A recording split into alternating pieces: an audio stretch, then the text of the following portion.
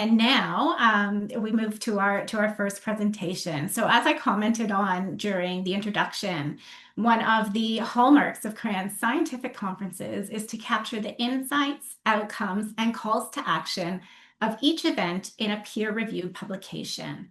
And this strategy permits us to remain action-oriented as an organization, and it enables the continuation of knowledge mobilization and advocacy well beyond the conference. For the 2025 event, we were quite privileged to have Dr. Stephanie Snow, medical oncologist at QE2 Health Sciences Center and valued member of CRAN's Medical Advisory Board, serve as the lead author of the publication. So in our first session of the day, Dr. Snow will kick off the conference by presenting the key findings, themes, and calls to action as highlighted in our publication entitled Life Years Gained and Healthcare Dollars Saved: National Economic Evidence Supporting Comprehensive Genomic Profiling as a Standard of Care for Canadian Cancer Patients. Just a reminder that we encourage you to submit questions and comments using the question bar below your live stream. And welcome, Dr. Snow. I'll hand it over to you. Hi, thank you. I'm just going to get ready to share now. Sorry, it worked quite well in the room, but hopefully I'll be able to do it now. Take your time there. Yeah. So I've got Zoom up. I think you can probably see that I need to get my power presentation. There we go. Where is PowerPoint presentation? Wonderful. Can you see that now if I switch over? No, we're still just seeing your web Zoom background. Oh dear. Okay. It says I'm screen sharing, so I'll stop share again. And we'll just ask our audience to bear with us here. Absolutely. Okay, now I think it's coming up the right way. It was just a little Zoom blip. Yes, that looks Wonderful. good. And now we're in full screen. Wonderful. Okay, great. So I am thrilled to be here to do this presentation, which will really be a summary of where we came from last year. And I really want to thank Cassandra, Philomena, and the whole CRAN team for organizing. I think it's going to be another wonderful biomarker conference this year, and so thrilled to be a part of this. So these are my disclosures. You can see these are my relationships with industry, but also at the end, I have recently learned how to use ChatGPT and Gemini. And so I've used it to make some of the graphics for this talk, but certainly did not use them to generate content. They'll probably stand out quite clearly as I go through.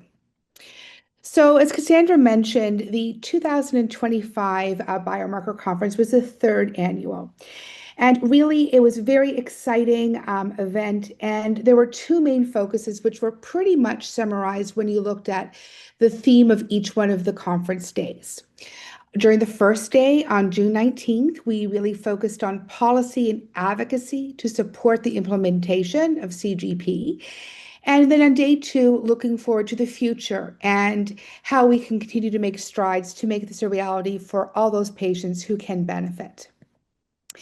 Of course, just as this is tumor agnostic, this is also patient support group and advocacy group agnostic. We have a number of excellent supporters last year, as we do this year, from our patient groups. And I'm not sure how well that this is actually projecting, because I think it's kind of blurry, at least on my end, but we can see here many tumor groups and patient support groups. We have solid tumors, liquid tumors, we have tumor site specific groups, we also have some general groups, we have those who primarily are functioning at a national level. We also have things like the Coalition Priorité Cancer from Quebec. It was really an amazing group that came together to support the 2025 conference and to make sure that all the perspectives and voices were expressed and heard as we generated our take-homes from that meeting. So what did we do last year at 2025's conference? We talked a lot and learned a lot about CGP and our comprehensive genomic profiling and how it can be used to guide precise treatment options, which is something we're still learning about today. We heard firsthand from patients, researchers, and clinicians about the need, about the benefit, and what we would like to see moving forward. The highlight of last year was exploring new research, including an economic case for CGP, presenting research from what was at the time the Conference Board of Canada. Now it is Signal 49 Research. We're going to highlight that a lot as we go through today. And through that, we came to better understand how to advocate for access in our communities for the patients we work with every day. And finally, we had a lot of input from Canada and international leading experts on biomarkers, testing, and equity about how to move this needle forward to make it a reality.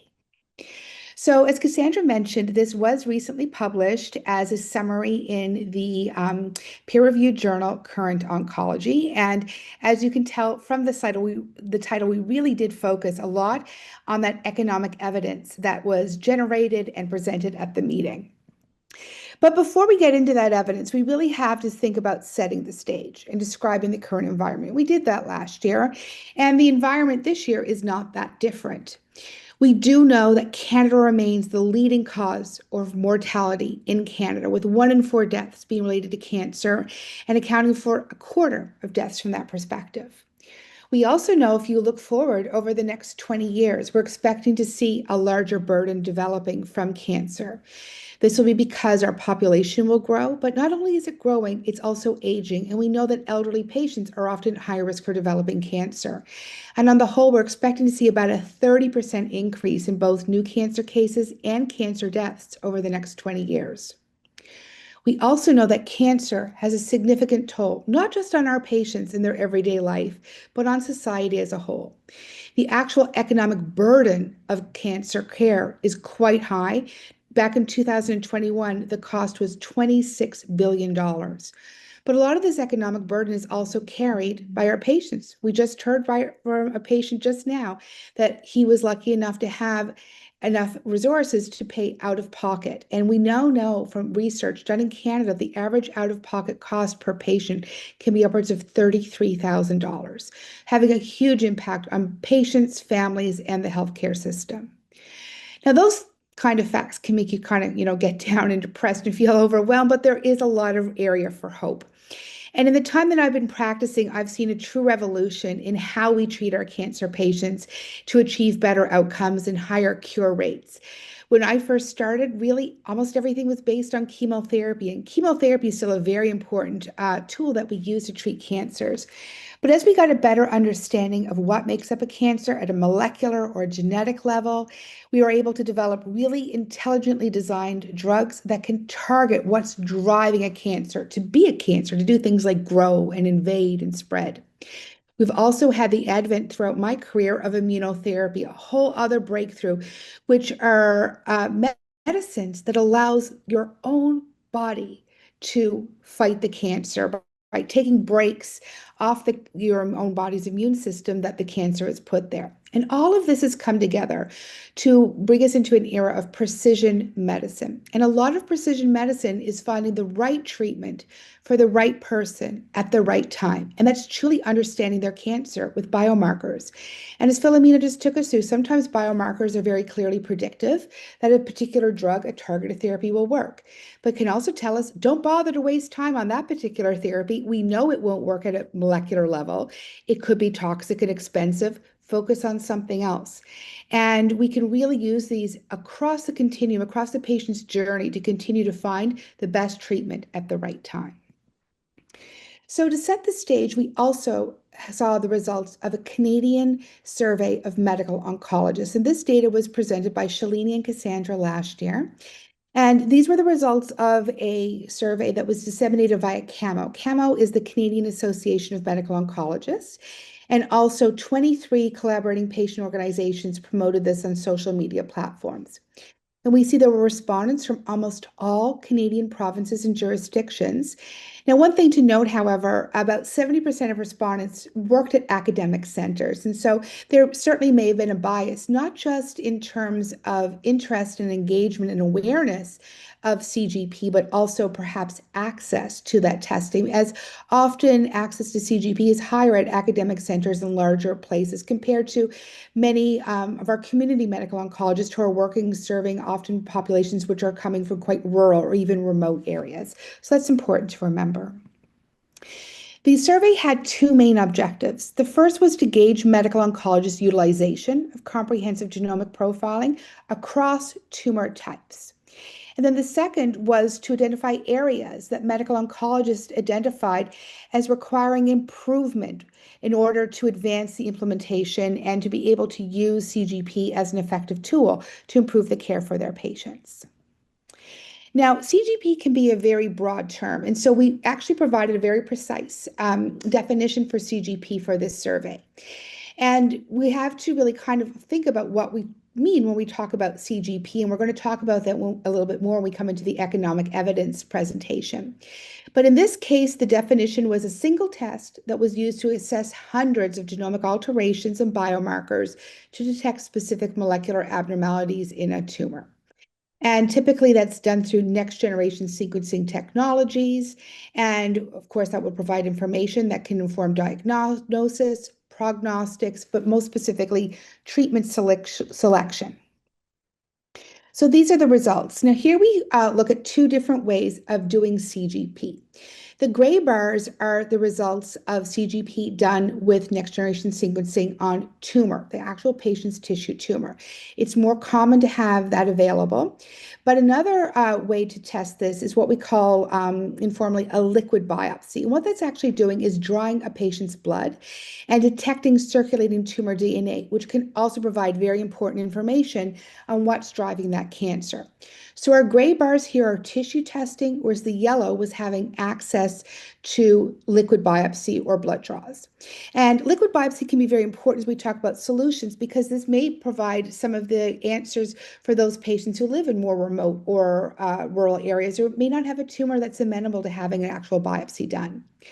Now, what we found in this survey was that only 50% of the clinicians who did the survey said that, 50% said that they were not able to access publicly funded CGP for their patients with metastatic cancer. And way more than that were not able to access, 76 to getting liquid biopsies.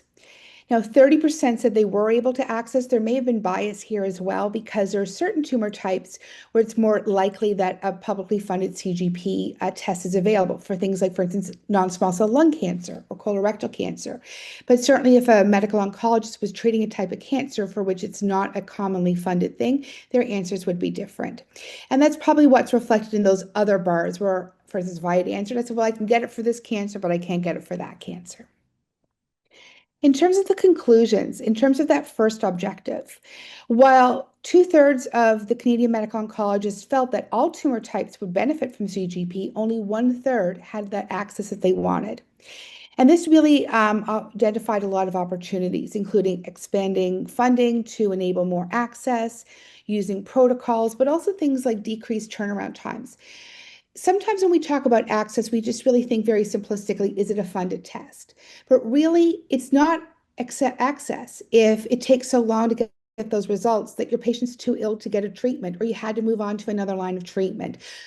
So really, access is also things like having that information when you need it, when you are in that office visit with your patient making a treatment decision. And also certain opportunities I mentioned would be increasing access to liquid biopsy, because that can definitely be a great solution for many situations as I had outlined. The second opportunity were specific opportunities that were identified by the medical oncologist, the second objective. And again, very similar themes: increasing funding for the diagnostic infrastructure, standardizing pathways, streamlining workflows, but also to help the clinicians in order to know what to do with those results. I'm an academic medical oncologist, highly specialized in two major types of cancer. And sometimes I get results, I don't know what to do with them. So what do? I pick up the phone and I have a chat with my molecular pathologist. And so for a community doc, how do they keep up with all this information? I have no idea.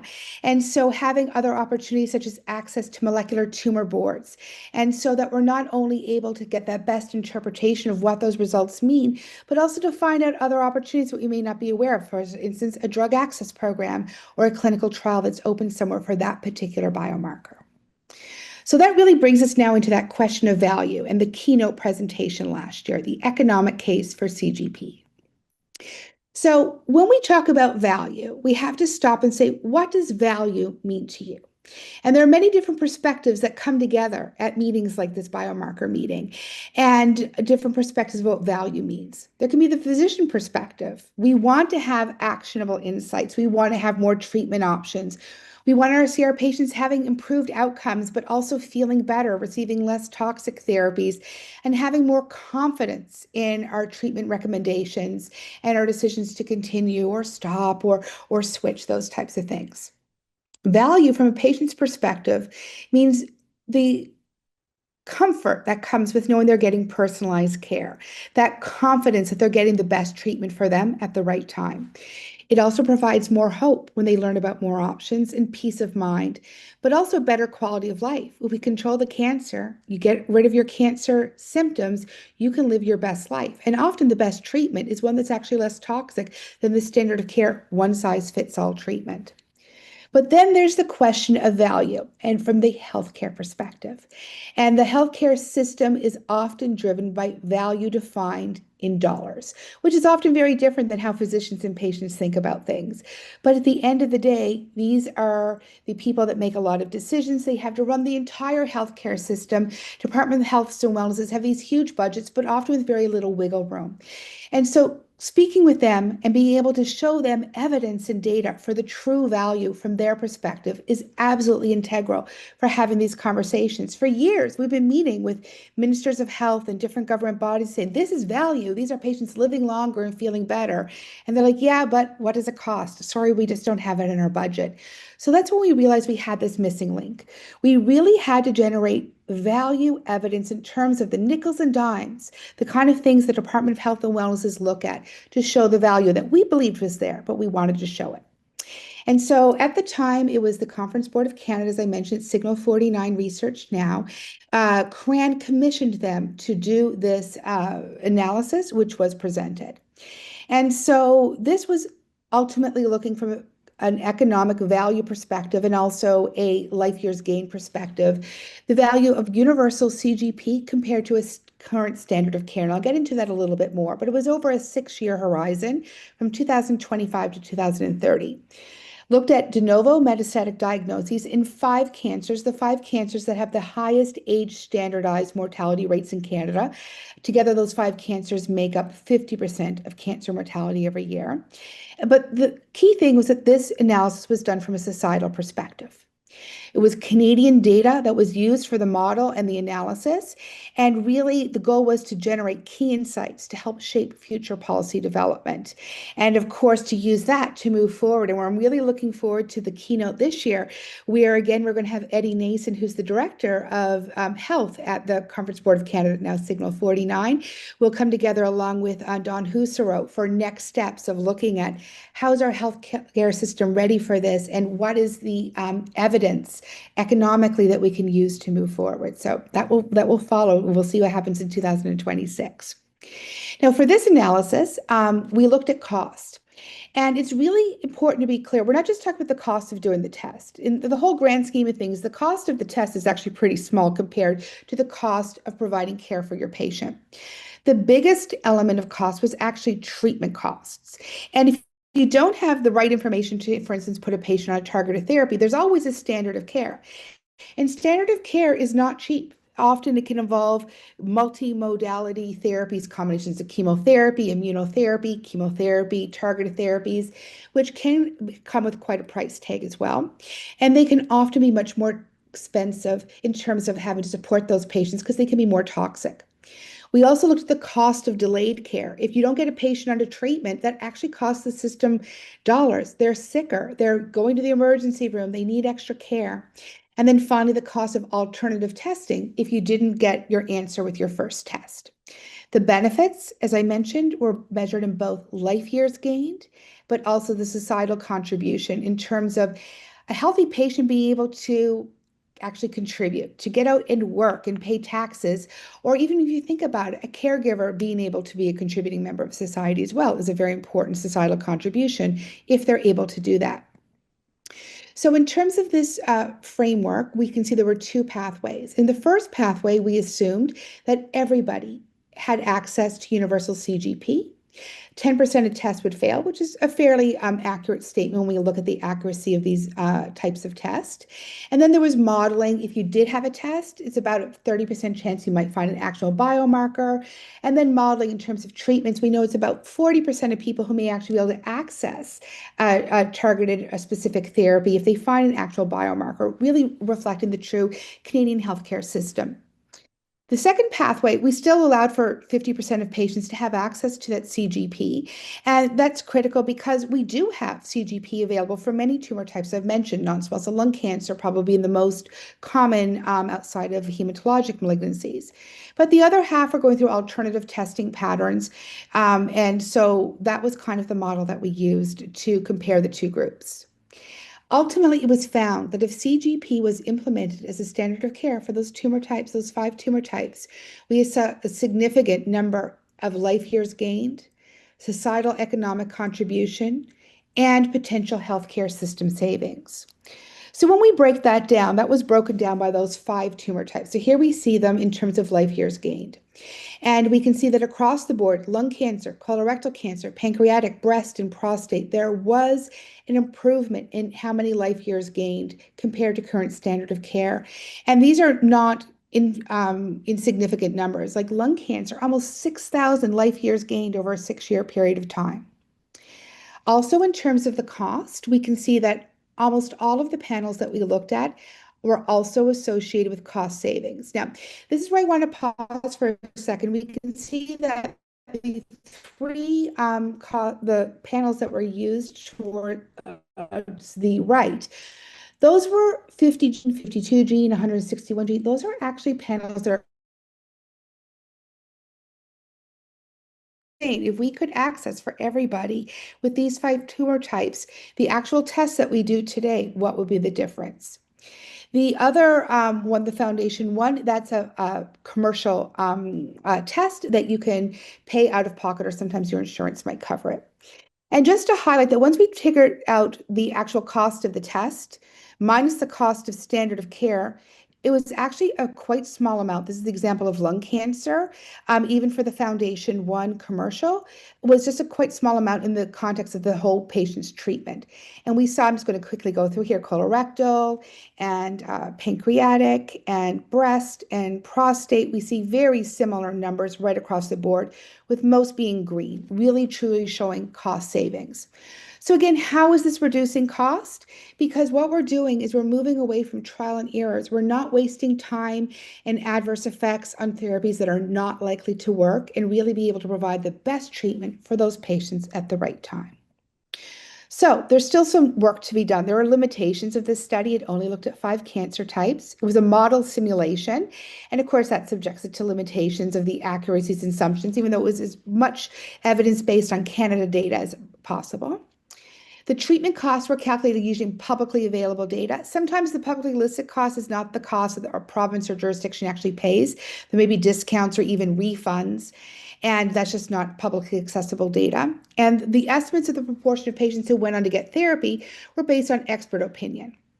So what do we do now from the 2025 perspective? Well, we look to a lot of our international experts who also joined to give us some ideas. We found that in the US, they had a lot of access to both public and private mechanisms, and a lot of access to things like tumor agnostic approvals, where if you have a biomarker, it doesn't matter where your cancer started, you can get the targeted therapy. But they found there was suboptimal uptake, which identified the need for more education. In Belgium, they had compared nationwide access and in-hospital testing compared to what they were doing previously, only using small profiles, and found that they were having a much higher identification of actual mutations. In Israel, they identified that they had funding for 18 different oncologic indications, including all of the ones that were actually included in our modeling. And then in Australia, they have a great program which is coming at no cost through a non-for-profit called Omico. And in addition to having testing, they actually have access to a molecular oncology board, which will review the data and make recommendations to clinicians. A great idea, so we can do the best what we can with what information we're given. So we also talked about mechanisms to facilitate this in Canada. So moving from a model, we felt it was very important to generate value-based data based on real-world evidence to validate our model findings. So future research with real-world evidence.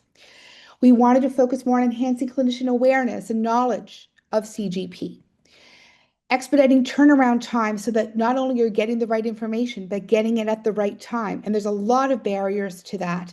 And I'm going to talk about one of my solutions. It's kind of a joke in a second, but there's a lot of things that we can do, just including things like quality assurance. There was an amazing study that came out of Spain that showed that just changing how the clinicians and the molecular lab communicated with each other in the, it's called the Utopia study, they could reduce their turnaround time to 72 hours. And then also incorporating partnerships in decision making, involving our payers, our industry partners, non-for-profits, along with the clinicians to make sure we're making the best decisions possible moving forward. So our call to action last year was fourfold. First, we really wanted to see more collaboration between all those key players I just listed. We felt that even though we all have our own healthcare jurisdictions and provinces, we had a cohesive national strategy and interprovincial and territorial efforts to cooperate. That is definitely going to lead to better patient care. For instance, I work in Atlantic Canada, and right now some of our smaller provinces, such as Prince Edward Island, they refer all of their patients that need to have CGP testing to our center, where we do have a panel of 52 genes. And by breaking down that barrier between the provinces, those patients are able to get it, even though they live in a more rural and underserviced area. In terms of funding, we felt that it would be very important to first focus on those 5 tumor types because they have the highest age adjusted mortality. And then by doing that, we can build a foundation of evidence, a proof of concept to move forward to extend ideally to all patients who could benefit.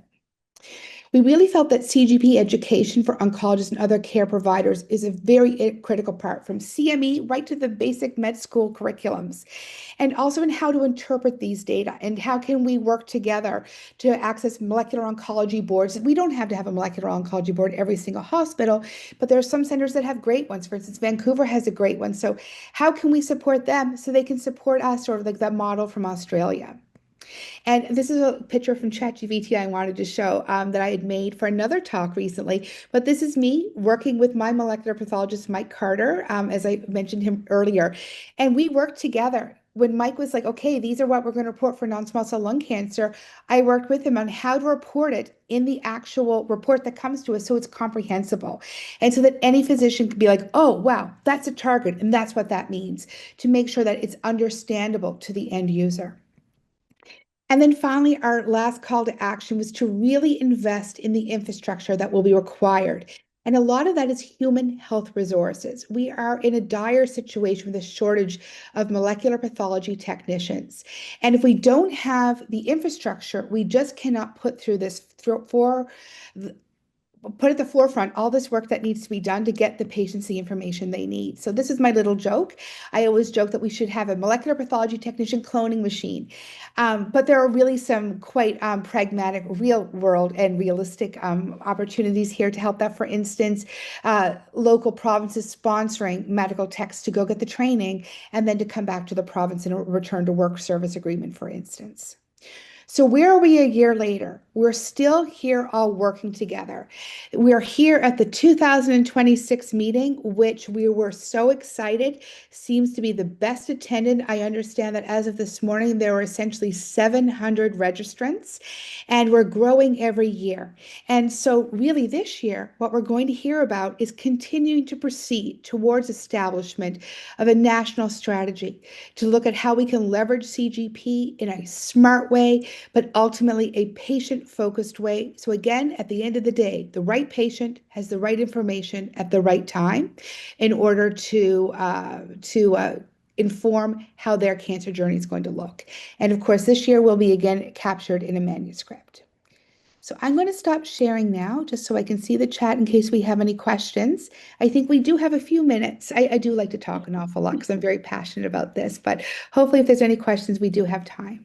Absolutely. Thank you so much, Dr. Snow. That was a fantastic presentation, and your ChatGPT image did quite have a likeness to you and Dr. Carter, so it did pretty well there. Yeah, we're both a little bit more gray than the picture, but we took it. Yeah, very nice, very nice.